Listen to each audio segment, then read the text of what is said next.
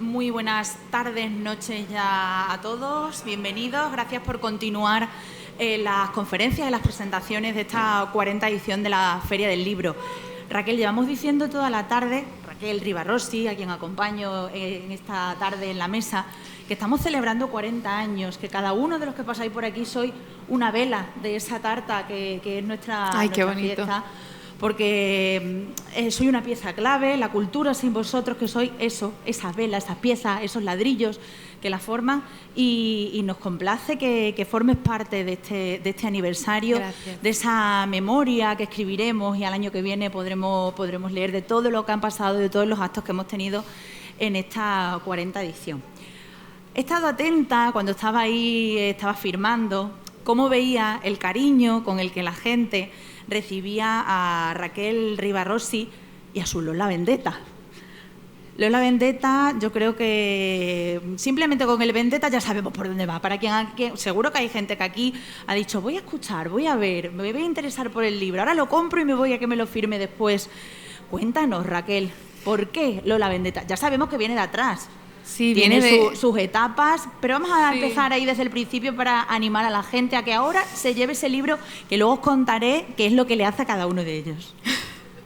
Ha evolucionado mucho el personaje, pero empezó desde la visceralidad total. Algunas veces me han preguntado si yo pretendía desde el principio crear un personaje enfocado al feminismo o enfocado al empoderamiento femenino y demás, y nunca fue mi intención, ¿no? Fue algo que yo me dejé llevar por un impulso, por un malestar también, por una serie de cosas que como mujer me pasaban en el mundo y que luego en ese momento que estaba viviendo en un piso de estudiantes, éramos 5 mujeres, yo llegaba a casa y lo contrastaba con mis amigas, ¿no? Y todas decían, a mí también me pasa, a mí también pasa. Y ellas me hacían un poco de espejo, ¿no? Y empecé a tomar conciencia de que había algo, ya desde muy chiquitina siempre había tenido como una duda de si las cosas tenían que ser como son o pueden ser distintas, ¿no? Sobre todo alrededor de la historia de las mujeres. Mi familia y mi historia ha estado muy atravesada por historias de maltrato, historias un poco fuertes que desde pequeña al final me pusieron en este punto de vista, ¿no? Y me pusieron a reflexionar alrededor de las masculinidades, alrededor de la situación de la mujer, alrededor del sentido de pertenencia de las calles, del sentido de seguridad, ¿no? Del amor romántico y de una serie de cosas que siempre las he tenido en la cabeza y gracias a este personaje que nació en 2014, si no voy mal, como que he encontrado un medio a través del cual poder digerir todas estas preguntas, ¿no? Que yo me hacía, y a través de las redes sociales ha sido muy bonito porque al final todas esas preguntas, inquietudes o que a veces salen en sentido del humor y a veces como mucho más críticas o así, han encontrado como el colchón de un montón de mujeres, que ahora somos 600.000 mujeres en Instagram, como el colchón de todas sus vivencias, ¿no? Y ellas también empezaron a ser espejo para mí, igual que lo eran mis compañeras de piso, ¿no? Y empiezo a recibir mensajes, empiezo a recibir historias y al final Lola Vendetta acaba siendo... tiene mucho de mí, pero tiene mucho de muchas mujeres también y mucho de muchas historias que me han contado, que al final en redes sociales, a pesar de lo frío que pueda ser una red social, se genera una cosa muy íntima, ¿no? En los mensajes privados y así, y sobre todo cuando estamos hablando de la realidad de las mujeres, que nos parece como una novedad, ¿no? Estar hablando de la realidad que viven muchas mujeres, cuando en realidad somos el 50% de la población, pero estamos muy acostumbradas a recibir como historia universal la historia masculina, ¿no? Si no, no hace falta ir más lejos de los libros de texto de los colegios, que solo somos el 16%, ¿no? Bueno, me enrollo, mira, y solo me has hecho una pregunta, es que te lo he dicho. Me dice, ¿te va bien media hora? Y digo, no te preocupes, tú no va a haber problema. Ves hilando, tú no te preocupes. Te has convertido en el altavoz de esas historias que te llegan a través de las redes sociales, de esas historias de familia que nos has estado diciendo a través de Lola Vendetta, de tus ilustraciones, de tus dibujos. ¿Eres el altavoz? ¿Te consideras ya como yo tengo que contar estas historias, yo tengo que se sepan estas historias que tanto, al fin y al cabo, estamos sufriendo? Pues yo no voy por el mundo pensando constantemente que soy un altavoz, pero sí creo que por cosas de la vida, por destino, porque me he dedicado mucho tiempo a trabajar o por lo que sea, sí es verdad que lo tengo. Y y tampoco quiero que todo mi trabajo se filtre a través del sentido de responsabilidad social y demás, pero sí que es verdad que existe. Entonces, sí, no solo aprovecho este altavoz que tengo, sino que me siento súper honrada de poder hacerlo. Y estoy súper contenta de que me haya tocado este papel en el mundo. No sé cómo decirte, porque estoy dispuesta a hacerlo y me parece un trabajo que me motiva muchísimo. Me hace levantarme todos los días y ponerme y seguir.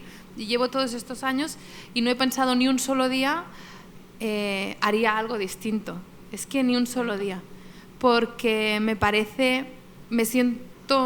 siento que creo y siento que es lo que tiene que suceder, que se cuenten las historias de las mujeres, no solo la de Lola Vendetta, igual mi vida espero que sea muy larga, no lo sé, la historia de las abuelas, ¿no? Este personaje al final, algo muy bonito que ha generado es, además de las mujeres de redes sociales que se han abierto conmigo todas las mujeres de mi familia, ¿no? Y no solo las que vienen y las pequeñas, mis primas y así que me están escuchando, sino mi propia abuela, ¿no? A explicarme su vida, que nunca consideró que fuera como de valor para explicársela a nadie, ¿no? Sus intimidades. Y sin embargo, a partir de que salió este personaje, como que se animó y me contó cosas, ¿no? Yo creo que es lo bonito de poder tener este altavoz, como dices, es justamente esto. Antes hablábamos de los abuelos, fíjate, ha salido también en una de las presentaciones anteriores de la importancia, y el autor, Albert, nos decía de cómo se sentaba con su abuelo para que le fuera contando historias de cara al libro. Has hablado de las abuelas. ¿Qué te decía tu abuela? O si podemos, alguna de esas pequeñas historias que te contaba. La historia más fuerte que me contó mi abuela fue que la mamá de su papá, ella sabía de alguna manera, como que se sospechaba que su abuelo, o sea, mi tatarabuelo, ¿no? La mató en casa. Y el pueblo entero, vivían en una masía, como en una casa en el campo, en las terras del Ebro, así. Y todo el pueblo sabía como que algo pasaba, ¿no? en esa casa, y nunca lo investigó nadie. Se fue mi bisabuelo con mi abuela y los chiquitines se fueron de casa y nadie investigó si realmente había sucedido esto, ¿no? Pero todos sabían, nunca más se volvió a hablar de este tema, que esto es algo que sucedía muchísimo en los pueblos. O sea, cuando sucedía un crimen de este tipo, al final los trapos sucios se limpian en casa, ¿no? Y ahora todos mis tíos están buscando la historia de esta mujer, se han como organizado todos los hermanos para buscar la historia de ella, ¿no? No sabíamos ni el nombre. Y ahora sabemos que se llama Rosa Burrull Ferrer, ¿no? Y esta es una de las historias más fuertes, ¿no? Y luego todo el movimiento familiar que se ha generado para ir a rescatar la historia de esta mujer, para que no quede en el olvido, ¿no? Una mujer que se casó con un señor de campo, pero ella escribía poesía, ¿no? Era profesora de literatura y enseñaba a leer y a escribir a los niños del pueblo, ¿no? Entonces esta historia para mí es la más importante de todas. Qué unión, ¿no? Nos une la sangre, sí. Pero luego a partir de esas historias creamos otros lazos con nuestra familia, has dicho. Y otra lectura de toda tu familia, ¿no? Porque al final es absolutamente normal por la sociedad donde vivimos que el protagonismo de las historias de nuestras familias se la hayan llevado los hombres, porque eran los que de alguna manera salían y explicaban historias, ¿no? Y a veces es bonito hacer ese ejercicio de ir a rescatar la historia de las mujeres de nuestra familia, ¿no? También. Lola ha evolucionado. Cuéntanos desde sus orígenes, aquello que más le caracterice, hasta una habitación propia con wifi. Cuéntanos un poquito de su historia. Como te digo, Lola nació de la visceralidad, nació del impulso y de la rabia que yo tenía. En ese momento yo tenía 23 años, ¿no? Y recuerdo todas las cosas desagradables que te pasan como mujer, ¿no? Cuando sales de fiesta, cuando vas sola por la calle, todas las cosas que le pasaban a mis amigas, nos perseguían. Recuerdo un día que un tipo persiguió a una de mis compañeras de piso hasta la puerta del 4º piso en Barcelona, haciendo cosas que no voy a explicar aquí con un micro delante. Pero pasaban estas cosas y entonces estábamos muy indignadas. Y yo nunca... mi idea al principio no era publicar este personaje, era divertirnos con nuestras amigas haciendo salvajadas a través de un cómic, ¿no? Entonces lo que empecé a hacer yo con Lola Vendetta fue cortar cabezas a piñón. Ahora cogía una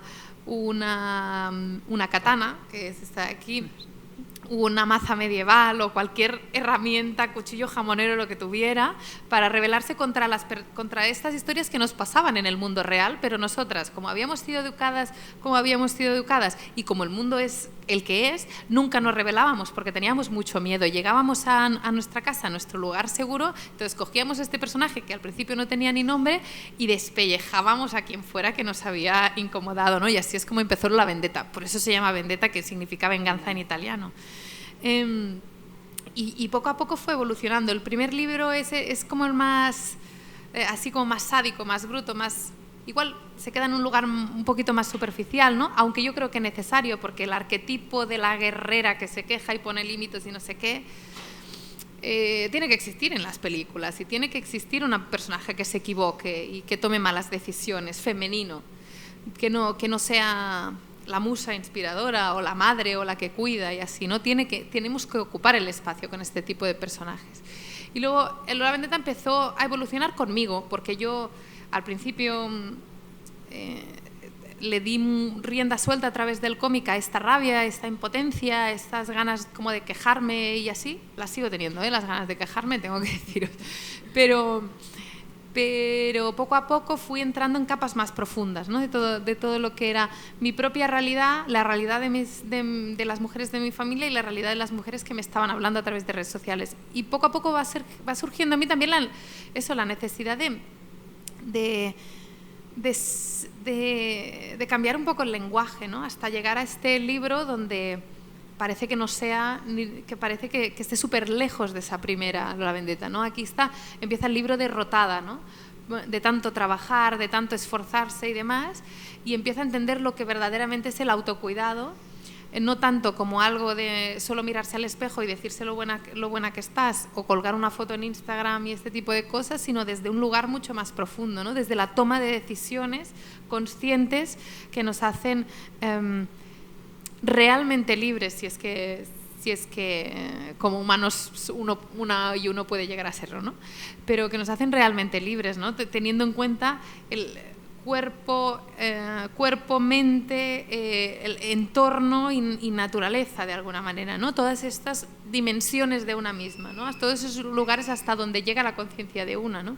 Y desde ahí tomar la decisión, no tanto desde el me voy a bombardear a decir cosas bonitas, que eso está bien, o sea, es precioso, pero no desde el bombardeo, sino desde el bombardearte a decir cosas bonitas, sino desde la consciencia, desde la pausa y desde el espacio, justamente, que es esta habitación propia, pero con wifi, que es el lugar donde está ella solas, pero siempre conectada con esa sensación de red, ¿no? Que es un poquito lo que he vivido yo y hemos vivido muchas en las redes.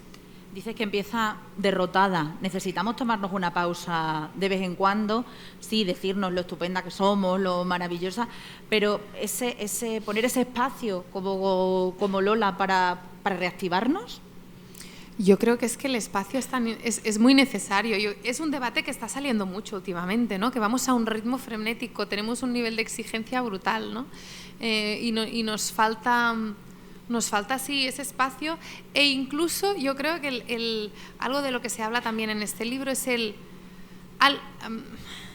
algunos brazos que te sostengan, ¿no?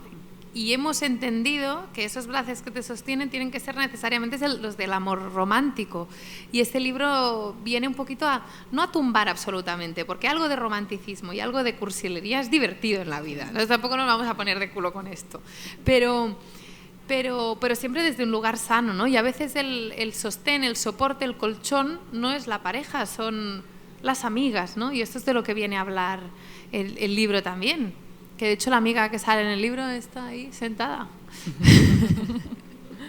Pero que mezclé un personaje que ya existía con lo que vino pasando este año y una serie de experiencias, y le dije, voy a mezclar, voy a hacer una fusión de ti y de Maite, que ya existía, ¿no? Y eso, yo creo que habla también de eso, sí. Del dejarse cuidar. De dejarse cuidar por los amigos. Porque dejarse cuidar también es cuidar, también es autocuidado. Sí, o sea, ponerse en brazos de alguien que te pueda sostener en un momento dado. Darnos ese tiempo de no somos súper y podemos con todo, ¿no? Que no somos Wonder Woman, que Wonder Woman es un personaje, amigas mías, que va en corsé, corriendo en tacones, y así no se salva el mundo, ¿me entendéis? Imposible. En tacones y en corsé no se salva el mundo.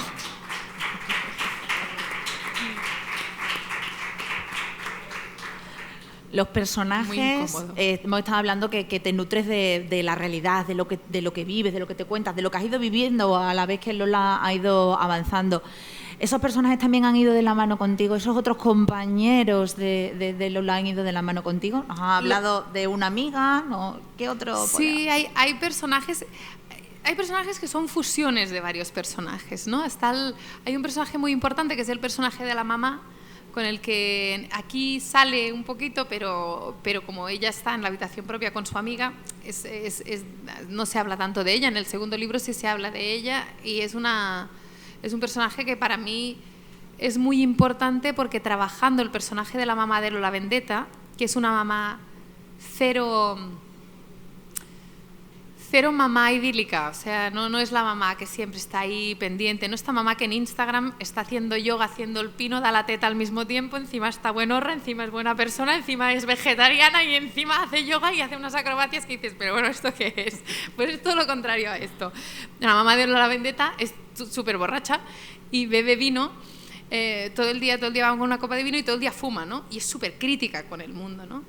Y este personaje es una fusión de varias personas. Una galerista de Barcelona, que es que tú la ves y es exactamente igual así, que es amiga, y luego muchas partes de mi mamá, ¿no? Que también es quien me ha enseñado a ser un poco crítica con el mundo, ¿no? Quien me ha roto un poco esta burbuja Disney y me ha explicado su propia historia, ¿no? Y entonces desde ahí es desde donde empecé también a darme cuenta de que había una cierta incomodidad en la historia de muchas mujeres, ¿no? Empezando por la de ella. Entonces fusioné estos personajes más cosas que me invento y demás, y este es uno de los personajes importantes. Y luego está el campeón, que es el hermano de Lola Vendetta, que tiene discapacidad y es mi hermano, es Guille. Es mi hermano Guille, que es el segundo, somos 5 nosotros. Es el segundo es Guille, que ha sido evidentemente un personaje súper importante para mí porque es la practicidad y la sencillez hecha persona. Él es mil veces más feliz que yo porque es mucho más práctico, justamente porque nació con una dificultad, con algo que a priori era una dificultad, pero con el tiempo le ha dado la vuelta y es mucho más práctico. Él sabe lo que le hace feliz, lo repite todos los días. Ya está. Yo no, yo me lío en unas chuminas, bueno, como todo el mundo, ¿no? Pero me lío en unas tonterías, ¿no? Y sin embargo él es un ejemplo de eso. Tendríamos que ser más prácticos, ¿verdad? Muchas veces, y ver las cosas de otra manera y a la sencillez, a lo que nos sienta feliz, a lo que le tendrían que sentir feliz. Sí, hay que aprenderle mucho a esas personas, sí. He visto, te la has señalado, la katana, sí. Nos has dicho de armas, nos has estado hablando al principio de cortar cabezas. ¿Por qué una katana?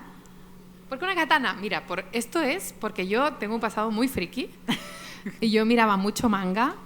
Y creo que, bueno, de hecho creo que mi generación todas hemos crecido, no sé si alguien va a hacer que sí con la cabeza, pero con manga, ¿no? En la tele. Y eran dibujos japoneses que el tema katana y el tema acrobacias y cosas así era como lo más normal, ¿no? Sí. Y no sé, no te sé decir exactamente. Luego apareció la película de Kill Bill, que obviamente pues nos volvimos todas locas con esa película. Y ya el tema katana ya se empezó a volver como una especie de símbolo. Era como una espada muy ligera, no es esa espada del Señor de los Anillos, del Señor de los Anillos, como medieval, de estas que venden en Toledo, que vas a levantarla y dices, hay que hacer crossfit para mover esto, o sea, y sin embargo la katana es como una espada muy ligera, ¿no? Por eso, yo creo que por eso al final, y muy estética, es muy bonita, ¿no? Pero aquí la katana no está, ¿no? Este libro, mira, te voy a decir una cosa. Si no lo puedes contar. No está escondida en realidad. Uh-huh. Sí, en este libro no aparece. Ya aparecerá. Pero en este libro no aparece, porque ya está derrotada. Ella en este libro no tiene ganas de luchar. Y en este libro lo que tiene ganas es de mimarse y cuidarse y no hay... Es un trabajo hacia adentro, ¿no? Así como en otros libros ha sido mucho el trabajo hacia afuera de el mundo, lo que me pasa tal. Aquí, siendo muy universal, lo que explica Lola, al final se encuentra sola con ella misma, ¿no? Y con los demonios también. y con los trabajos que una puede hacer cuando se va haciendo adulta, ¿no? Se habla mucho de la muerte, se habla del duelo, se habla de ciertos conceptos que yo creo que es complicado hablarlos cuando empecé a los 24 o a los 23, ¿no? Ahí no tenía muy claro qué era. Me podía poner filósofa y fliparme, pero no lo había vivido, no sabía cómo hablar de estos temas, y ahora sí. Lo vamos aprendiendo también conforme van pasando los años y nos van ocurriendo cosas en nuestro entorno, ¿no? Es como que las palabras las sabías todas desde que te las enseñaron en el colegio, ¿no? Amor, vida, muerte, respeto, paz. Y con los años se van como hinchando, van cogiendo como dimensión y vas entendiendo más y más profundidad de lo que cada una de estas palabras significa, ¿no? Si no te pregunto por la ilustración, no me lo perdonaría, porque he estado viendo cómo le dedicabas tu tiempo a cada uno de los que han pasado por la carpa de firmas, cómo hablabas con ellos, cómo dibujabas. Ese estuche que lleva al lado. Me ha recordado un poco cuando yo era más pequeña, me sacaba mis lápices para... Sí. No soy de dibujar, pero esas cosas las tenía que tener cuando me sentaba. ¿Qué te lleva a ir a cada uno dibujándole y haciéndole para que tengan ese recuerdo, no la típica firma? Es que a mí ese momento me encanta. Se ha notado, ¿eh? Es que me encanta.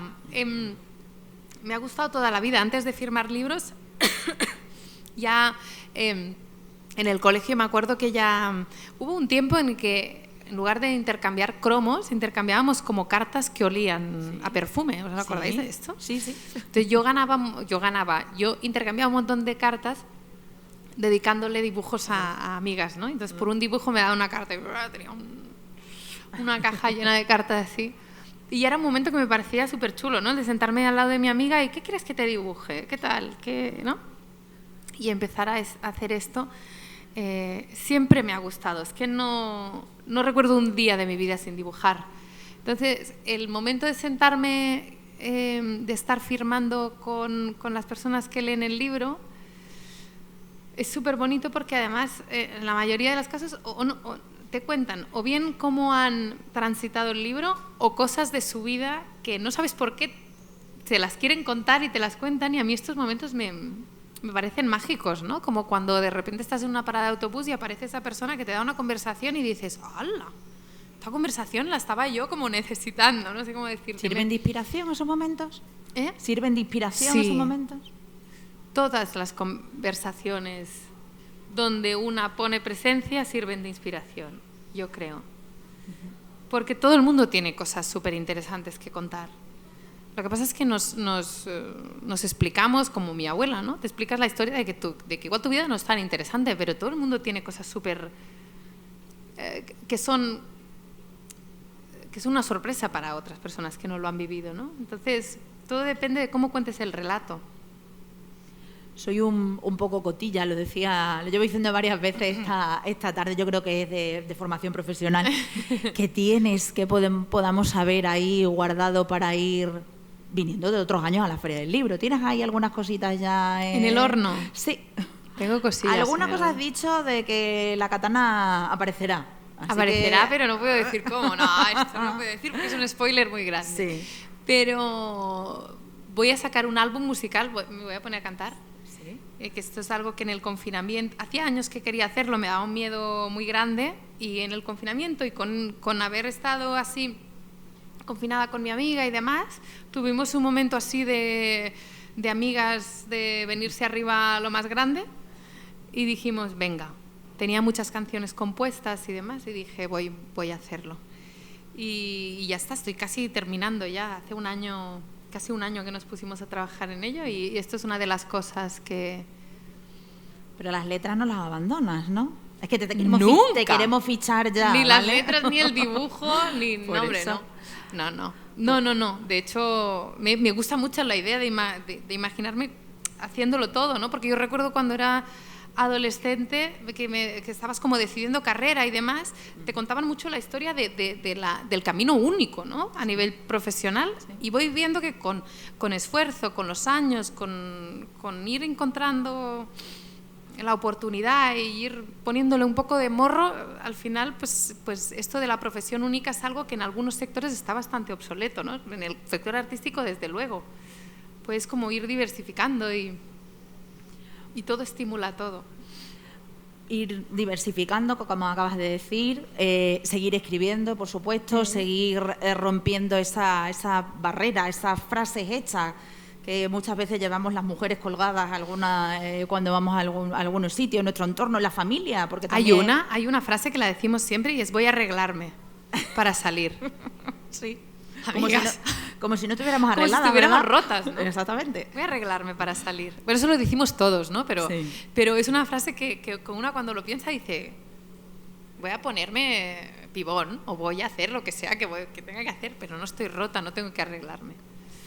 Pues nos quedamos con esta frase que has dicho: no estamos rotas, no tenemos que arreglarnos, no tenemos que echarnos pegamento. No, tenemos que hablar y que hacer red, no solo entre mujeres, no solo entre mujeres, que yo tiendo, o sea, voy barriendo yo aquí para casa, pero entre mujeres, entre hombres, y al final abrir y explicarnos esas historias desde un lado de humanidad y de vulnerabilidad, ¿no? Que creo que es donde se gesta lo realmente poderoso, porque desde la necesidad de protegerse, desde la necesidad de estar ahí como demostrando, pues haces muchas cosas, pero a mí la chicha de la vida me la da eso, cuando bajo las barreras, ¿no? Y me puedo abrir y otras personas se abren. Yo creo que ahí es donde se da lo más bonito. Muchas gracias, Raquel. Creo que nos vas a quedar reflexionando, le vamos a dar vuelta a muchas de las cosas que nos has dicho. Esperamos volver a ver esa katana. No se me olvida la frase que has dicho, así de que volverá la katana. Chan, chan. Y darte las gracias por participar, Gracias. por estar en este 40 aniversario con nosotros y a seguir produciendo, a seguir escribiendo, a seguir cantando y a estar ahí al pie del cañón. Muchas gracias, Raquel. Gracias.